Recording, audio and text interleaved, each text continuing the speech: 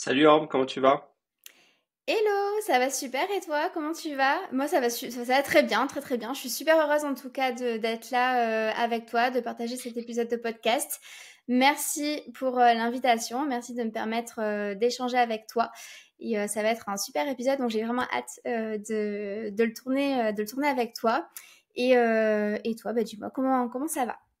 Ça va, merci, ouais. J'enchaîne les podcasts, mais c'est plutôt intéressant. À chaque fois, j'ai des histoires différentes, des parcours de vie qui diffèrent, et je trouve toujours ça très intéressant justement de voir à chaque fois le parcours vraiment de la personne quand elle est née entre guillemets, dans quel cercle elle a vécu jusqu'à aujourd'hui, pour justement découvrir un petit peu les facettes, les échecs aussi de temps en temps, et voir comment la personne arrive à se transformer en fait tout au long de sa vie, quoi. Donc c'est toujours enrichissant, quoi. Yes, carrément. Je suis totalement d'accord avec toi. On apprend énormément de chaque histoire. On apprend énormément des réussites de chacun, des échecs. Et je trouve que quand on a des conversations avec les différents entrepreneurs, c'est toujours hyper intéressant de voir un peu leur parcours et ça apprend pas mal de choses quand on les découvre petit à petit. Exactement. Bah écoute, on va apprendre à te découvrir aujourd'hui. Donc ce que je vais te demander, c'est de te présenter en une phrase déjà. Waouh, ok. Eh ben, une phrase. Alors déjà, moi, c'est Ambre.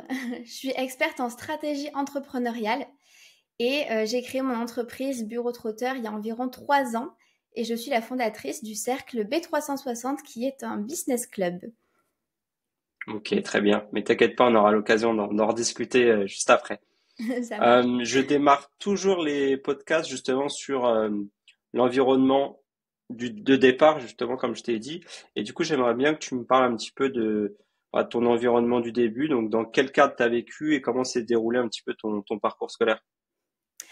Alors du coup, moi j'ai envie de dire que j'ai un parcours scolaire qui est plutôt classique.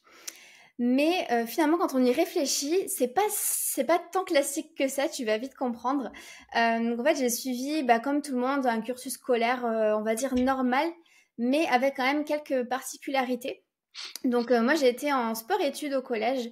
Donc j'ai été en internat en fait très très jeune, à l'âge de 11 ans, ce qui m'a permis d'apprendre bah, une certaine discipline très très jeune et aussi bah, d'obtenir, enfin d'avoir une certaine indépendance bah, très jeune aussi.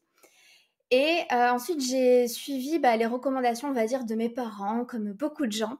Et j'ai fait des grandes études jusqu'au master dans le domaine du business, etc. Et je te passe un peu sur le côté parcours scolaire, parce qu'il n'y a rien d'extraordinaire. Mais Si suite moi, ça à... m'intéresse justement. T'étais comment à l'école? Est-ce que t'étais justement petite fille modèle? Est-ce que justement t'étais celle avec qui on connaissait même pas le prénom? Alors moi, j'étais plutôt timide, mais en fait, j'allais très peu vers les gens. Mais par contre, j'avais quand même un cercle d'amis qui était assez développé. C'est-à-dire que j'étais pas toute seule dans mon coin. On va dire qu'au premier jour de la rentrée, j'étais pas celle qui allait engager la conversation avec mes camarades.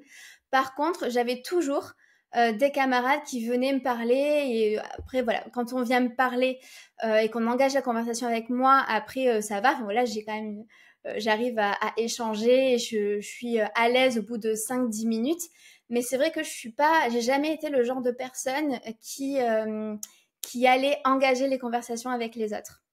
Hmm, Et ok. sinon, au niveau parcours scolaire, j'ai jamais été au top niveau de la classe. J'étais pas non plus dans les moins bonnes. J'ai toujours eu un niveau un peu, on va dire, moyen.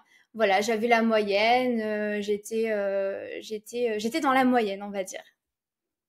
Ok, ça marche. Du coup, tu dis que tu as été jusqu'au master, c'était quoi comme t'as fait un bac quoi et puis t'as fait quoi comme étude? Ouais, donc alors moi j'ai fait un bac ES. Il faut savoir que ça a été assez compliqué de choisir mon bac, de choisir une direction parce que moi, en fait, à la base, je voulais faire un bac STG qui était technique, enfin technologique, on appelait ça à l'époque. Je crois que ça n'existe plus trop maintenant, mais voilà, c'était un bac technologique. Et mes parents n'étaient pas du tout d'accord. Ils voulaient vraiment que j'aille dans un truc général parce que pour eux, voilà, qui disait bac technologique, c'était pas forcément bien vu, etc. Donc, malgré moi, bah, en fait, j'ai suivi un peu bah, ce que mes parents m'ont recommandé. Et donc, j'ai fait un bac ES. Mais il faut savoir que j'étais pas hyper enthousiaste, en tout cas, par ce bac-là. Alors oui, c'est un bac qui était quand même hyper intéressant, mais j'avais toujours en tête de me dire, bah moi, j'aurais pas voulu faire ça, moi, j'aurais voulu faire autre chose. Et STG, du coup, c'était pour faire quoi alors? T'avais déjà une idée en tête? Alors STG, du coup, c'était sciences et technologies de gestion. Donc c'était aussi sur le côté entreprise. Mais on va dire que moi, ce qui me plaisait beaucoup plus dans le côté STG, c'était justement le côté technique, technologique, le côté où c'était mise en pratique. Alors que les bacs, bac général, un bac ES, c'est plus, tu vas plus sur de la connaissance, mais tu as beaucoup moins en fait, tu as beaucoup de théorie et tu as beaucoup moins de mise en pratique. Et moi, j'ai toujours été attirée, en fait, par la mise en pratique. C'est-à-dire que j'aimais bien apprendre, mais j'aimais surtout mettre en pratique, en fait, ce que j'apprenais. Ok, ouais, c'est intéressant. Effectivement, il y a une vraie différence. Moi, pour avoir fait STG, je te confirme que il y a forcément une partie théorique, mais il y avait beaucoup de cas pratiques. On découvrait aussi le marketing déjà à cet âge-là. Je viens de me rendre compte. Ouais, Effectivement, il y avait les 4 P et tout ça. Bon, je me souviens plus exactement. grand-chose, mais ouais, c'est vrai que c'était les premiers mains dans le cambouis, on va dire. Ouais, Ok. carrément. Et puis j'avais aussi des amis qui étaient en STG et quand je regardais mes cours versus leurs cours, je me disais purée, mais en fait leurs cours ça m'intéresse beaucoup plus que ce que moi je suis en train d'apprendre quoi. Hmm. Ouais, ça marche. Ok. Du coup, après, voilà, t'as fait ton bac ES, tu passes sur quoi après? Ouais, donc j'ai fait mon bac ES et ensuite j'ai fait un BTS en commerce international. Parce que j'ai toujours été attirée par le côté commerce, business et par le côté international. Tu vas voir après, avec la suite de mon parcours, Hmm. j'ai vraiment eu une grosse expérience à l'international. Donc, c'était vraiment pour moi allier ça, le côté commerce et le côté international. Et pour le coup, bah, en fait, je me suis retrouvée en BTS avec plein de gens qui avaient fait aussi STG. Enfin, il y en avait qui avaient fait ES comme moi, et il y en avait plein aussi qui avaient fait STG. Donc, je me dis, au final, peu importe ce que tu choisis, tu vois, en fait, tu peux toujours bifurquer et tu peux toujours te retrouver. Enfin, tu vois, si j'avais fait STG, j'aurais pu aussi aller en BTS, tout comme ce que j'ai fait avec mon bac ES, Hmm. quoi. Ouais, après, j'ai envie de te dire, je te rejoins quand tu dis que tu as suivi le modèle de tes parents, c'est parce qu'effectivement, c'était un peu mal perçu à l'époque, ce genre de bac qui était technique vs général. Et on voit qu'aujourd'hui, en fait, ça veut effectivement plus rien dire. Je sais même plus aujourd'hui s'il y a encore des trucs très spécialisés, mais ouais, c'est sûr que euh, les croyances finalement des parents qui nous ont transmis, factuellement aujourd'hui, on se retrouve au même endroit, quoi. Ouais, complètement, c'est ça. Et effectivement, je pense qu'il y a beaucoup de choses qui ont bougé au niveau de l'éducation, au niveau du lycée, des parcours scolaires, etc. Mais peu importe, moi j'ai l'exemple sur le parcours scolaire, mais peu importe en fait, je me dis, peu importe ton passé, tu peux, si tu veux, tu peux quand même arriver à un certain point. Euh, voilà, peu importe ce que tu as fait avant, si tu veux aller dans une direction, tu peux y aller en fait. Tu peux choisir toi ta direction à un moment donné et faire en sorte d'aller là où tu veux aller. Mm. Ouais, je suis d'accord. Et donc, pour continuer, donc donc j'ai fini mon BTS. Comment dire, je me suis dirigée vers une licence parce que j'avais pas forcément j'avais envie de continuer un petit peu plus le côté études. Donc j'ai fait une licence. Alors là, un peu, enfin pas rien à voir, mais j'ai un peu bifurqué sur le côté tourisme. Donc on garde le côté un peu international. Mais j'ai fait donc une licence en tourisme international. Et ensuite, j'ai fait un master. Là, pour le coup, je suis revenue sur le côté commerce. Donc j'ai fait un master en négociation internationale. Et Toujours en version classique ou t'étais en apprentissage? ouais, alors le master, justement, je l'ai fait, et tu fais bien de poser la question, le master, je l'ai fait en apprentissage. Ce qui me permettait justement d'avoir ce côté vraiment pratique, en plus du théorique qu'on apprend en master, quoi. Hmm. Et j'ai beaucoup aimé en fait ce domaine-là. J'étais dans une entreprise internationale qui était moitié nord-américaine, moitié française. Donc c'était hyper intéressant. J'ai fait mes 2 ans de master dans cette entreprise-là. Et vraiment, ça a été une super expérience. Mais à la fin de mon master, je me suis dit, ok, j'ai fait quand même pas mal de choses, j'ai appris pas mal de choses sur tout ce qui était le côté un peu international, etc. Mais j'ai jamais vraiment bougé, je me suis jamais vraiment...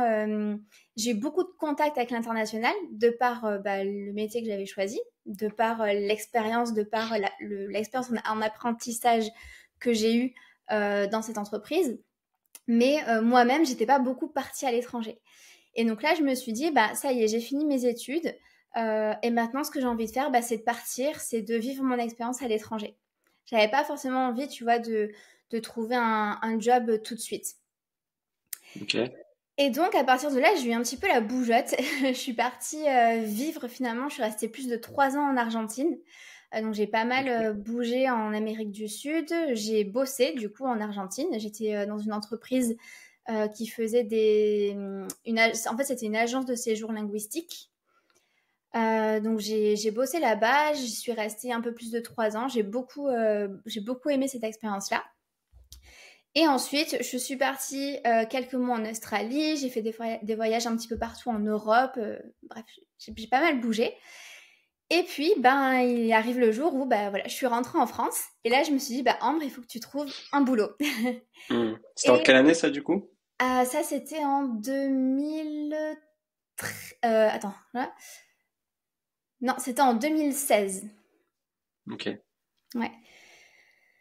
Donc en 2016, je trouve mon boulot. Et donc c'était un bon boulot, bien placé, bien payé, dans mon domaine d'activité, donc dans la stratégie d'entreprise, voilà, sur le marché français et notamment sur le marché espagnol. Donc j'avais gardé quand même aussi cette partie internationale. Donc je me dis, sur le papier, tout était génial, un bon boss, une vie tranquille, tout était ok. Mais bah, ça commençait à être un petit peu trop rangé pour moi, on va dire. Je me rendais compte petit à petit que le salariat, c'était pas vraiment fait pour moi. Je me sentais beaucoup, je sais pas si je vais trouver le mot, mais je me sentais un peu dans une boîte. Je sais pas trop Ok. comment, je sais pas trop comment expliquer. Mais en fait, je me sentais pas vraiment libre de faire ce que je voulais dans l'entreprise parce que voilà, l'entreprise c'était pas mes règles, c'était les règles de l'entreprise. J'avais un poste, donc j'avais des tâches qui commençaient à un endroit, qui finissaient à un autre endroit. Tout était très carré, enfin très ordonné, mais du coup, moi, j'avais aussi un peu envie je commençais déjà à tourner un peu en rond dans cette boîte et j'avais envie de sortir un peu de tout ça. Donc, je commençais déjà à me poser un petit peu des questions. Comme je te disais, je tournais en rond et j'avais l'impression, enfin, du coup, c'était même pas une impression parce que c'était la réalité, tout tournait autour de mon travail, tout tournait autour de mon job. Ma vie personnelle était organisée autour de mon job. Je perdais énormément de temps dans les bouchons. Je pense que ça parlait à pas mal de monde. Et il y a des Hmm. fois, franchement, je me tapais 1 heure et demie de bouchons aller, idem retour. Et des fois, je me disais, mais qu'est-ce que je fais là? En fait, j'avais l'impression de perdre du temps. Est-ce que tu penses que on va dire ce premier déclic, c'est aussi en partie grâce ou à cause de ta liberté que tu as pu avoir justement en partant à l'étranger pendant 3 4 ans? Je pense que oui. Je pense que oui, parce que quand tu as connu cette liberté-là, quand tu as goûté à ça, au final, le fait de revenir dans un cadre, alors peut-être qu'il y en a qui ont besoin aussi d'un cadre, hein. Je pense que Oui, bien aussi ça fait sûr. partie de ma personnalité, mais en tout cas, j'ai connu, j'ai connu ça, j'ai connu cette liberté et je me suis dit en fait, c'est ce qui me correspond plus parce que je l'ai vécu et je sais que j'étais beaucoup plus à l'aise avec ça. Et le fait de me retrouver dans une vie très organisée et surtout, comme je te disais, de voir que j'avais l'impression vraiment de perdre du temps et de perdre du coup cette liberté. Quand j'étais dans ma voiture, je me disais purée, mais en fait, là, pendant ces 1 heure et demie, j'aurais pu faire ci, j'aurais pu faire ça. Et en fait, là, je suis coincée dans ma voiture et je peux strictement rien faire. Et donc, Hmm. c'était terrible pour moi. Sachant que j'aime bien aussi, j'ai toujours des projets, enfin, j'ai toujours été comme ça. Je suis pas, comment dire, j'ai toujours besoin d'avoir quelque chose qui me stimule. Et en fait, là, j'avais l'impression qu'il y a rien qui me stimulait. Et pour en revenir à ta question, je pense que oui, je pense que le fait déjà d'avoir connu la liberté, bah forcément, ça a joué aussi sur cette prise de décision.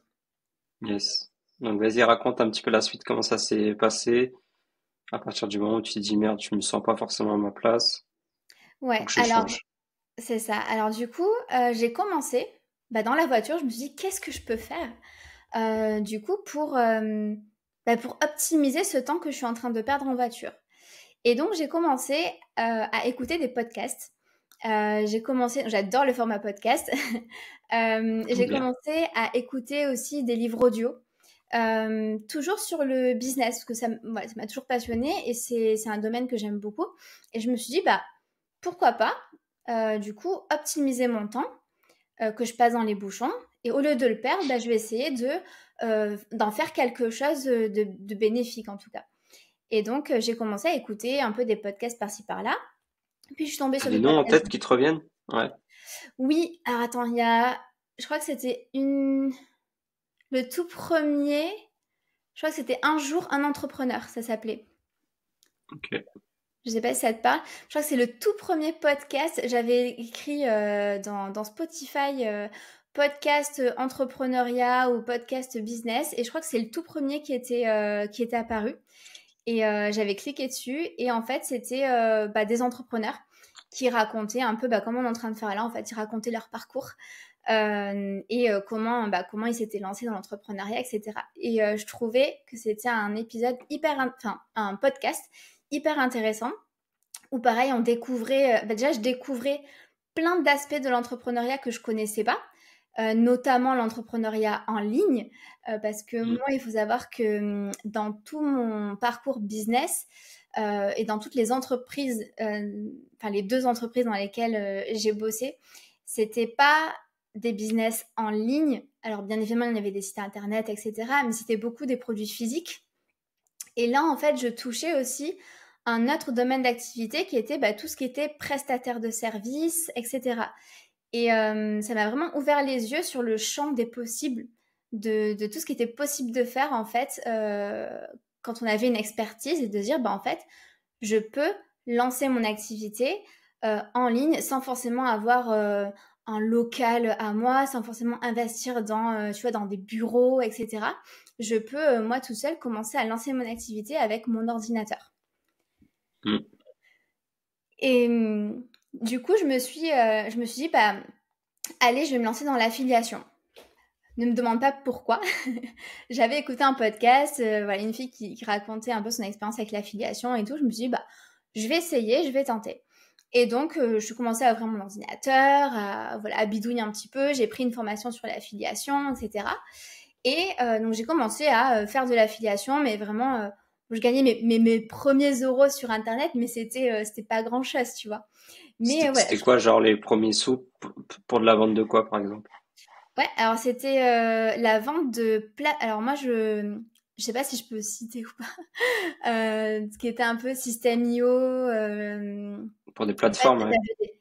hein? C'était des plateformes que tu faisais la Ouais, c'est promotion? ça. Exactement, des plateformes. Ok. Et donc, je me mettais sur Facebook, je regardais un petit peu, je me mettais sur des groupes Facebook.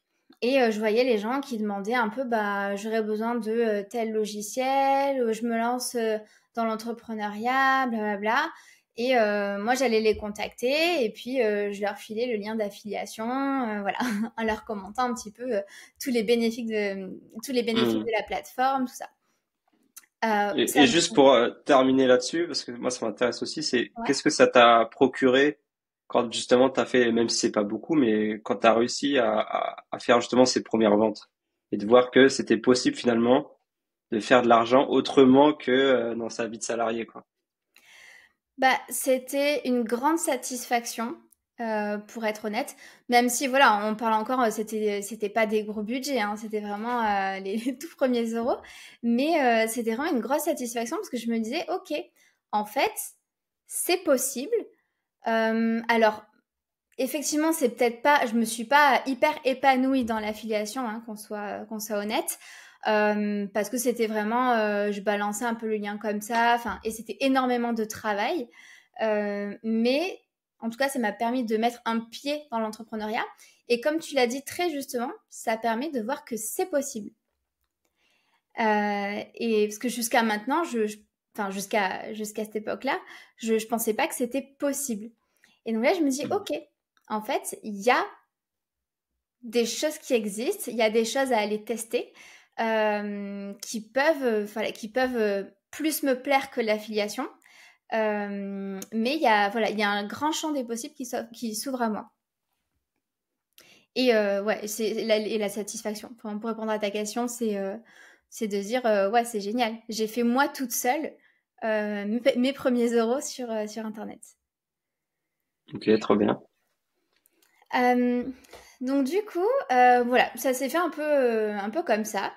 Et puis ensuite, j'ai eu un jour une connaissance qui a voulu lancer son business.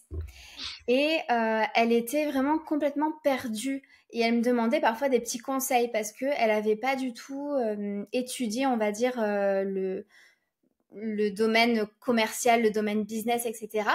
Et donc, des fois, voilà, elle m'appelait, on s'appelait, et puis elle me demandait des petits conseils par-ci, par-là. Et du coup, bah, elle a commencé petit à petit à avoir des résultats. Du coup, je la suivais vachement, enfin, on était vachement en contact. Et je me suis dit, en fait, j'adore ça. Et je me suis dit, bah, finalement, je pense que je peux apporter une certaine expertise à des gens, à des personnes, chose que bah, moi, j'avais appris, en fait, le commerce, etc. Je l'avais appris pour aller travailler pour une entreprise. Et en fait, je me suis dit, mais je peux le faire aussi pour des porteurs de projets. Et je me suis rendu compte, en fait, que je pouvais aller aider des gens qui démarraient de zéro. Et alors, de par mes études, mais aussi surtout de par tout ce que j'avais appris, en fait, via les podcasts, via l'affiliation, via les livres que j'ai lus. C'est ce qui m'a beaucoup aidé, je pense. Il y a le côté études, mais il y a aussi beaucoup le côté, je pense, après études, tout ce qui était en fait développement personnel, etc.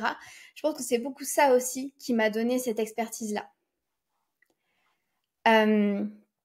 Et donc, je me disais, bon, bah, je peux apporter cette expertise-là à des gens qui démarrent de zéro. Et je me suis dit aussi, c'est vraiment quelque chose qui m'intéresse particulièrement parce que au lieu d'aller aider des grosses entreprises qui, elles, sont déjà bien installées et où au final, mon travail est quand même assez limité et assez cadré, là, on peut vraiment, on part de zéro ensemble et on crée vraiment quelque chose à l'image de la personne. C'est vraiment, c'est ça, c'est repartir de zéro et c'est créer tout un univers, c'est créer toute une stratégie en fait autour de cette personne, autour de son activité et autour de sa clientèle, de qui est-ce qu'elle veut viser. Et donc je me suis dit, c'est quand même hyper intéressant. Et donc je me suis dit, bah allez, let's go, j'y vais, je me lance. Donc j'ai pris quand même des formations en ligne pour me perfectionner parce que j'avais toujours ce petit syndrome de l'imposteur. Et puis, je ne sais pas si on peut dire syndrome de l'imposteur, mais aussi le fait de se dire je peux toujours en apprendre plus et je peux toujours me perfectionner au fur et à mesure, en fait. Je pense que c'est ça aussi la force d'un entrepreneur, c'est de rester humble et de se dire j'ai pas toutes les connaissances. Et je suis prêt à me former en fait sans cesse. Parce que notre marché, parce que la vie aussi dans laquelle on est actuellement, fait que tout évolue très vite. Et en fait, on peut pas se permettre de se dire, bah moi c'est bon, j'ai étudié telle ou telle chose, je connais beaucoup de choses sur ce marché, j'en reste là. Non, parce que le marché, il évolue tout le temps. Et il faut tout le temps, en fait, se former. Et il faut tout le temps être à l'affût, en tout cas, se renseigner sur toutes les nouveautés qui arrivent, en fait, au fur et à mesure. Ouais. Yes. Donc c'est pour ça que j'ai choisi de prendre voilà, des formations pour me perfectionner toujours plus. Et du coup, je me suis mise à fond dans le développement personnel, etc. Et j'ai commencé à accompagner gratuitement, en fait, certaines personnes. Donc, je proposais mes services gratuitement. Déjà, je me disais, moi, pour être sûre que c'est vraiment quelque chose qui me correspond, que j'aime faire, etc.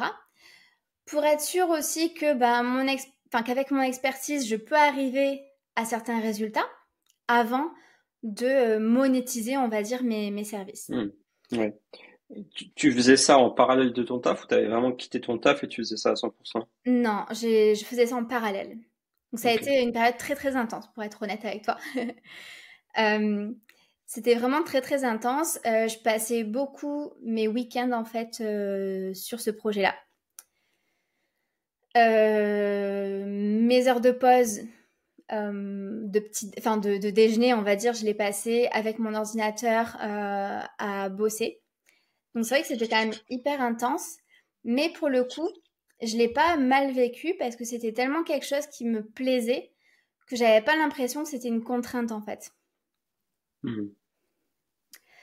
Euh, donc ouais, mais bon, ça a été quand même, voilà, je t'avoue que j'ai fait des semaines j'avais des semaines assez chargées. Et pour le coup, quand j'ai commencé, après les accompagnements gratuits, quand j'ai commencé à monétiser un petit peu, c'est là où je me suis dit, bah voilà, il faut que je fasse, je me suis dit, faut que je crée un site web, faut que je poste un peu plus sur les réseaux, il faut que je commence à montrer un peu plus mon expertise, parce que quand c'est du gratuit, et encore maintenant, ça a beaucoup évolué, parce que je te parle de ça il y a quoi, 4 ans, c'était en 2021. Donc ça commençait Ouais. à peine, voilà, enfin, il n'y avait pas tout ce qu'il y a aujourd'hui. Donc en 2021, on pouvait commencer déjà, il n'y avait pas autant de concurrence sur le marché, etc. Donc on pouvait commencer comme ça. Mais c'est vrai que maintenant, c'est quand même assez important, même quand tu veux commencer, de commencer déjà à instaurer une image, à instaurer un petit peu ton expertise en fait, tout simplement, pour que les gens se disent, bah ok, j'ai envie de tester avec elle et pas avec une autre. Ouais. Mais voilà, au début, en tout cas, j'ai commencé comme ça, puis je me suis dit, allez, il faut que je fasse mon site internet, etc. Faut que je poste un peu plus sur les réseaux, faut que je commence à me construire une image, en fait, tout simplement. Et il faut que les gens puissent se dire, bah, parce que moi, je savais que j'avais une expertise, mais je me dis, les autres ne le savent pas. Et il faut que je mette des choses en place pour que les autres, pour que le monde sache que je Hmm, peux aussi les aider sur un domaine en particulier. yes. Et justement, alors, t'as mis quoi en place? Qu'est-ce qui a, on va dire, fonctionné et justement, quels ont été peut-être les pièges à cette époque où t'as mis en place des choses qui se sont avérées inutiles?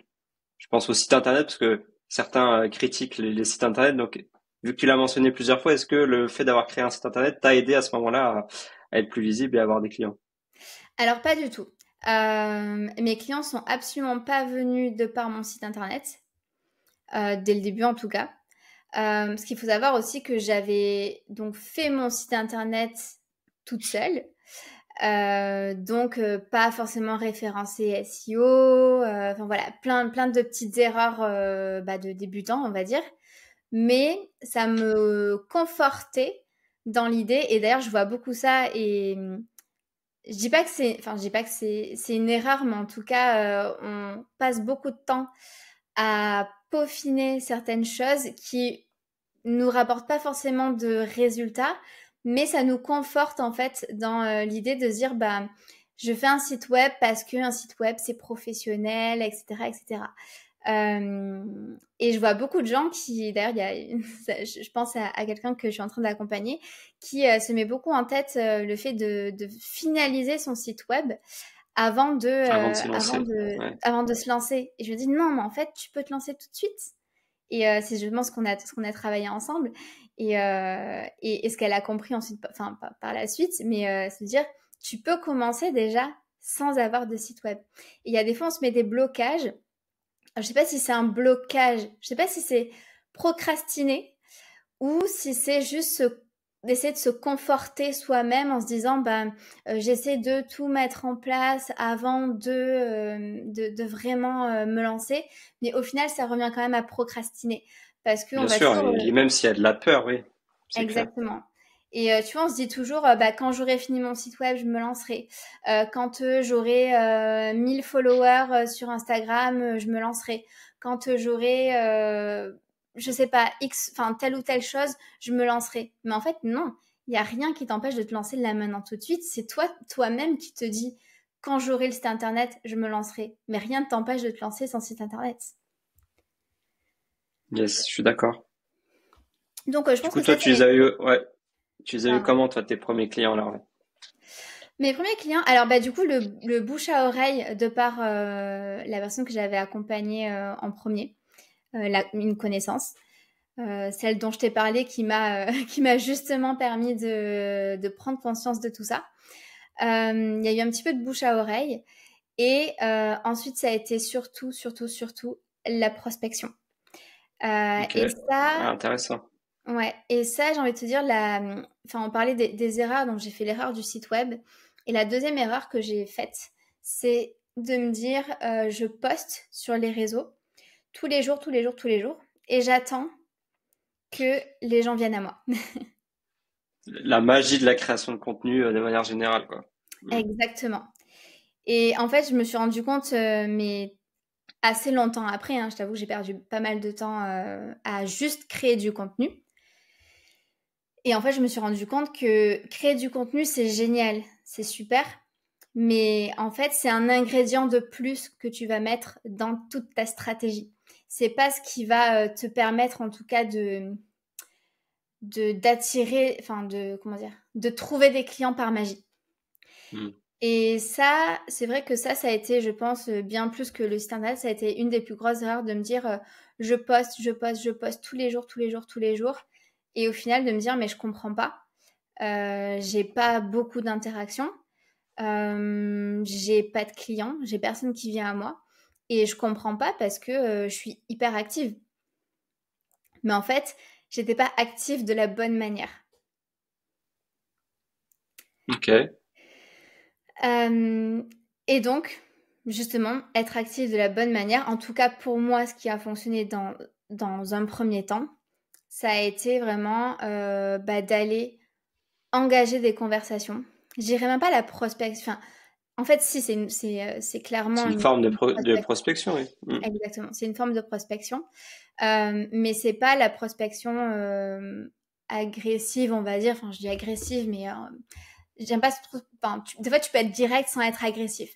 Donc, c'était pas vraiment de la prospection directe, mais c'était vraiment j'allais connecter avec les gens. Et en fait, je me suis rendu compte que déjà en allant connecter, avant déjà de trouver mes clients, déjà j'avais un petit peu plus d'interaction sur mes réseaux. Parce qu'en fait, souvent, l'erreur aussi qu'on fait régulièrement, c'est qu'on attend que les gens viennent interagir sur nos réseaux, mais nous-mêmes, on ne fait pas l'effort d'aller interagir sur le réseau des autres. Mm. Et donc, ce qui se passe, c'est que on attend que les gens nous découvrent, mais on ne va pas soi-même aller découvrir les gens. Et ça, tu m'as posé une question au tout début du podcast qui est assez intéressante, c'est de savoir comment j'étais et quelle était ma personnalité à l'école. Et donc, je t'ai dit que justement, à l'école, enfin, quand j'étais plus jeune, je n'allais jamais vers les gens. J'attendais que les gens viennent vers moi. Et du coup, j'ai construit mon business un peu sur ça. De me dire, de toute façon, toute ma vie, les gens sont venus à moi, ils sont venus vers moi. Donc, il n'y a pas de raison que ça se passe pas comme ça. Il n'y a pas de raison que les gens n'interagissent pas sur mon compte. Il n'y a pas de raison que les gens ne viennent pas acheter chez moi, etc. Et qu'ils fassent pas le premier pas vers moi. Et en fait, je Mm. me dis non, en fait, il faut changer ton état d'esprit. Il faut voir les choses autrement.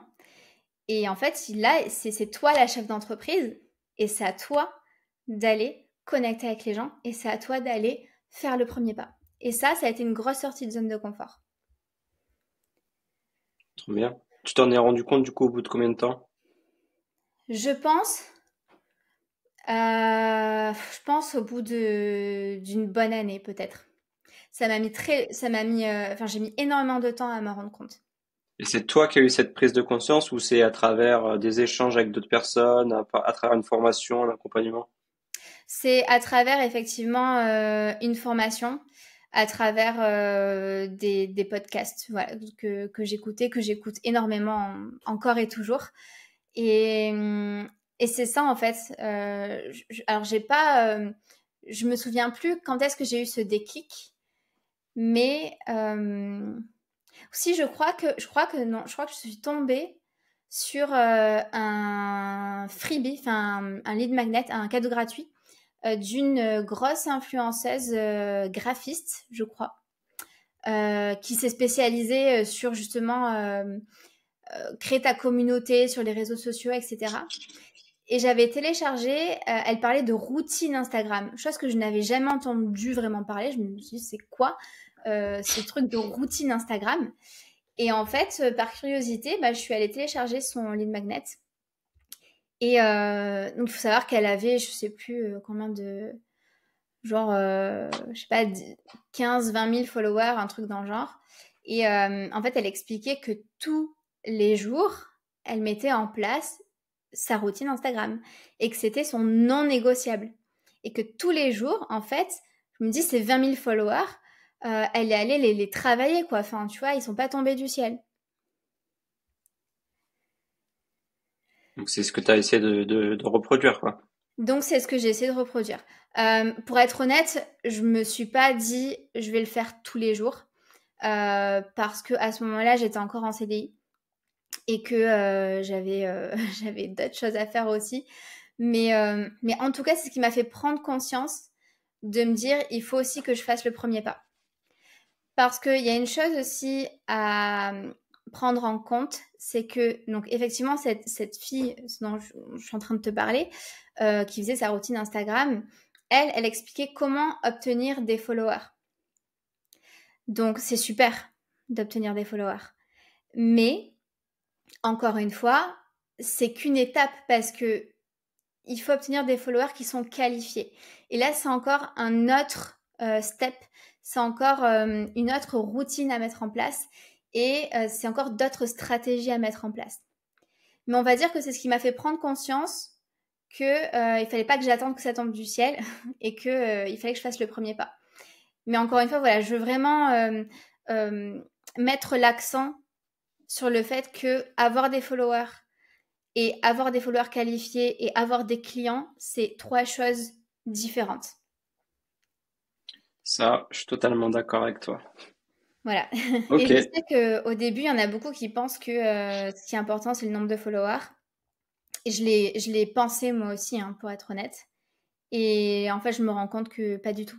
Je connais plein de gens, honnêtement, du coup, qui ont 200, 300 personnes sur leur compte, mais qui arrivent à faire un plus gros chiffre d'affaires que d'autres comptes qui ont 2000, 3000 followers. Oui, oui. Puis moi, je peux te confirmer aussi qu'en ayant travaillé avec pareil, des infopreneurs qui peuvent avoir 100, 200, voire plus milliers d'abonnés, c'est pas pour autant qu'effectivement ils sont qualifiés et que ça vend derrière, quoi. Donc ça veut tout et rien dire si ce n'est avoir de l'ego et Exactement. avoir aussi de la preuve sociale inconsciente. Parce que pour des gens qui débutent, se dire 200 000 abonnés, c'est signe de crédibilité et donc potentiellement, je peux lui faire confiance. Exactement. Et Ok, ouais, super. ouais, ouais. Du coup, voilà, cette transition, parce que tu as parlé un petit peu passé, donc je suppose qu'aujourd'hui, tu as quitté ton salariat. Comment s'est faite justement cette transition? Combien de temps ça a pris? Et concrètement, aujourd'hui, qu'est-ce que tu fais, quoi? Ouais, alors du coup, j'ai quitté le salariat il y a 8 mois. Donc c'est pratiquement un an, on va dire. J'ai pratiquement un an de 100% à mon compte. En fait, ce que j'avais fait d'abord, donc j'avais mis en place ma stratégie, etc. Et donc, le fait d'être salariée, je pouvais me permettre, on va dire, j'étais pas stressée. Tu vois ce que je veux dire? J'avais Mm. un salaire qui tombait tous les mois et je me disais parce que je rentre à côté, bah en fait c'est que du bonus. Donc je m'étais vraiment posée sur ma stratégie, mon business roulait, on va dire, mais je gagnais pas un salaire complet, tu vois, avec. Je gagnais, c'était des à côté en fait, des bonus supplémentaires. Et je me disais, bah ok, je passe très peu de temps au final sur mon business et j'arrive à quand même faire rentrer pas mal d'argent. Et donc je me dis, bah si je me mets à temps complet dessus, forcément, bah ça va augmenter et je vais pouvoir faire ma transition comme ça. Donc du coup, bah je me suis dit, ok, je me lance. Et la grosse erreur que j'ai faite, c'est que je me suis dit, bah en fait, je me suis mis une pression. Je me suis mis une grosse, grosse pression. Et au final, euh, enfin, au final, bon, je vais y arriver. Au final, euh, tout ce que j'avais construit jusqu'à là, qui fonctionnait, en fait, j'ai fait la grosse erreur de le déconstruire euh, parce que je m'étais mis cette pression de maintenant, j'ai plus le choix, il faut à tout prix que je vende. Mm. Enfin, et c'est là le truc, et j'ai discuté avec beaucoup d'entrepreneurs, et c'est là le truc où des fois, on se dit, quand on cherche à tout prix à vendre, on comprend pas pourquoi ça fonctionne pas. Et il y a des fois, quand on lâche prise, eh ben, on arrive à trouver des clients et on comprend pas trop pourquoi. Ben, moi, j'ai vraiment fait une grosse erreur à ce moment-là, au moment où j'ai switché du CDI à je me mets 100% dans l'entrepreneuriat. La grosse erreur que j'ai faite et que je vois énormément d'entrepreneurs débutants commettre aussi, c'est de vouloir répliquer, on va dire, ou plus vulgairement, on va dire, de vouloir copier-coller la stratégie d'un concurrent ou de vouloir copier-coller la stratégie d'un business en fait qu'on a repéré qui fonctionne. Et on Classique, voit ouais. beaucoup, beaucoup, beaucoup sur les réseaux des coachs, des formateurs qui te vendent leur méthode à juste, entre guillemets, copier-coller dans ton business. En mode, bah, c'est facile, j'ai une stratégie qui est déjà toute faite, qui fonctionne, je te la donne, tu la refais, tu refais exactement la même chose dans ton business et tu verras que ça va fonctionner pour toi. Et j'ai vraiment du mal avec ça et je me dis vraiment, il faut arrêter avec ça. Et c'est là où en fait je me dis, je suis très bien placée pour en parler parce que cette erreur-là, c'est l'erreur que j'ai faite quand je me suis lancée, enfin quand j'ai quitté mon CDI et que je me suis lancée à 100% dans l'entrepreneuriat. Euh, Parce que comme je te disais, j'avais pas de pression avant.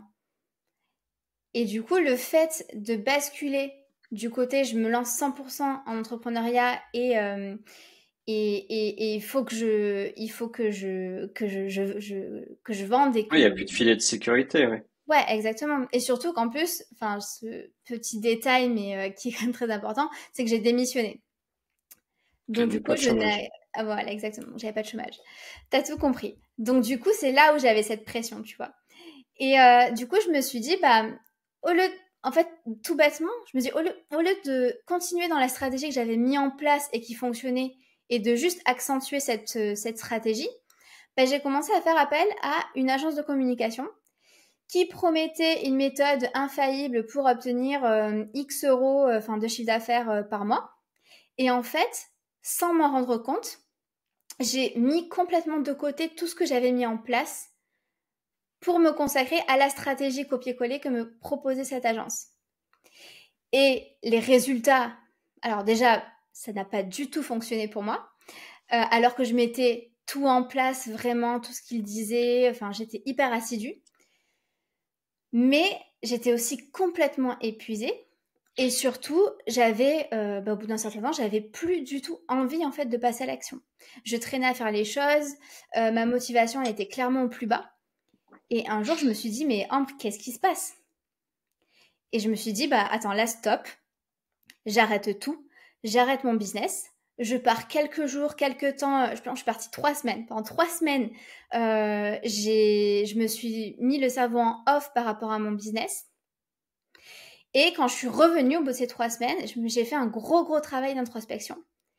Et je me suis rendu compte, en fait, que j'étais en train de construire un business qui me ressemblait absolument pas.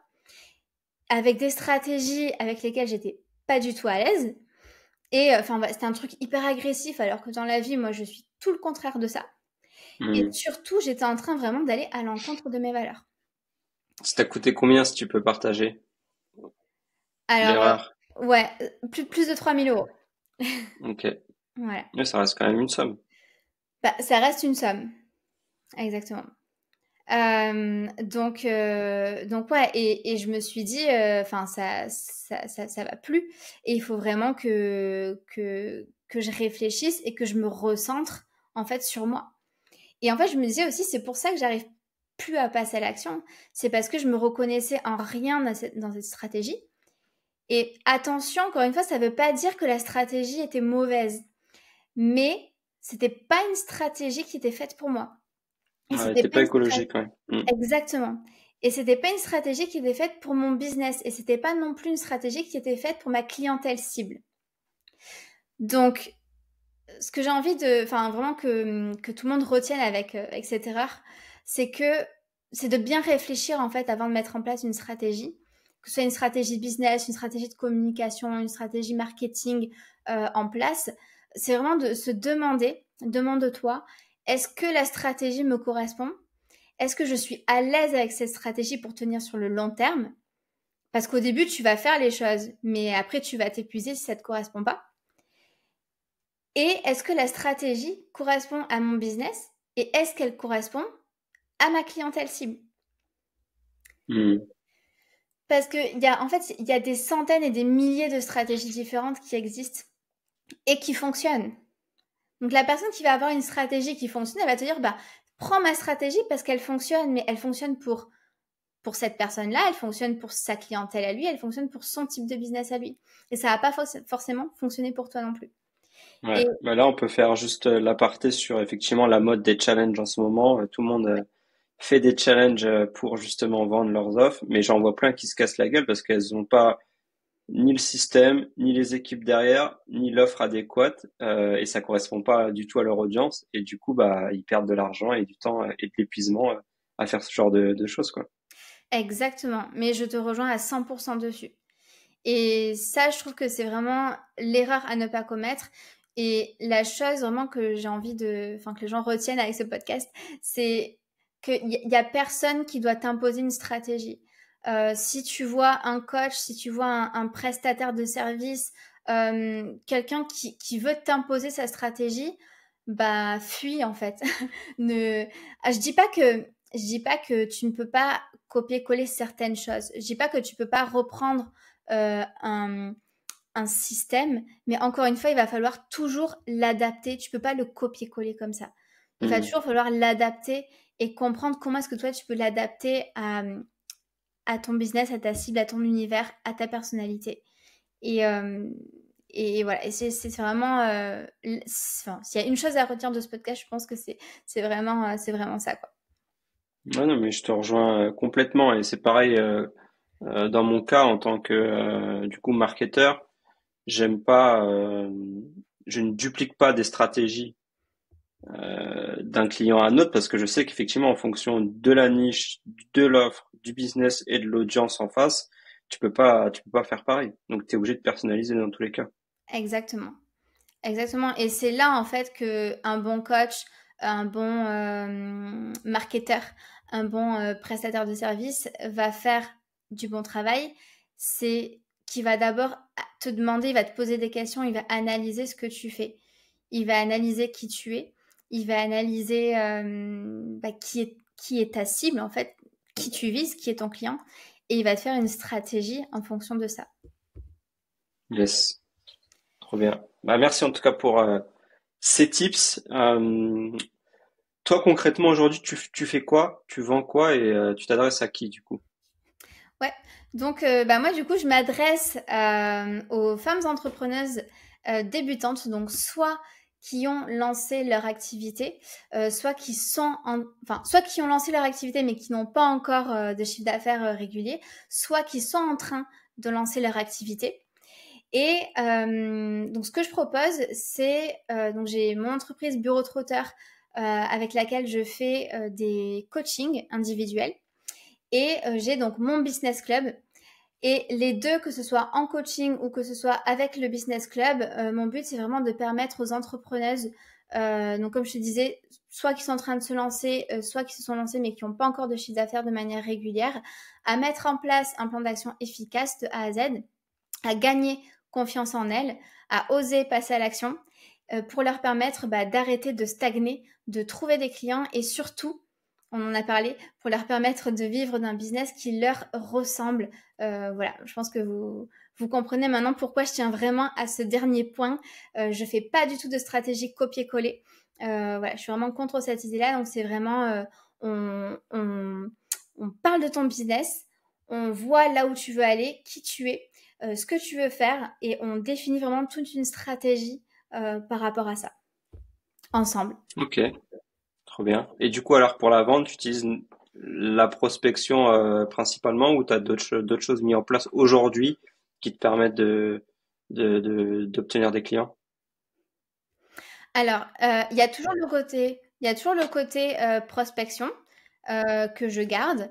Il y a aussi, ben voilà, mon compte est un petit peu plus développé, donc j'ai aussi, j'arrive à attirer des clients de par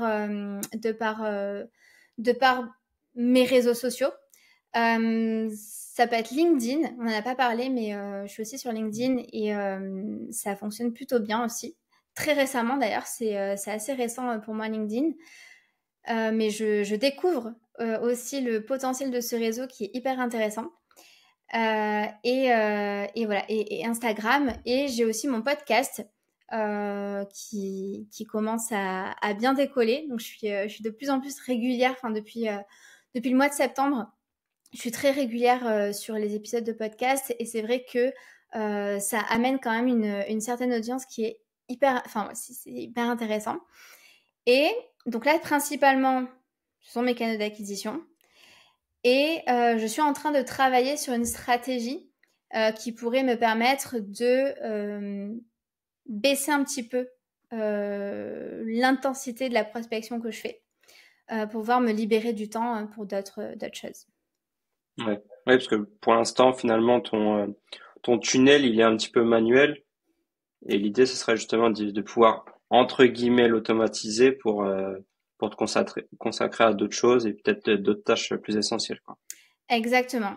J'ai beaucoup un côté manuel. J'ai quelques automatisations du coup sur LinkedIn qui sont mises en place et via des lead magnets et un système, on va dire, d'email, enfin d'emailing.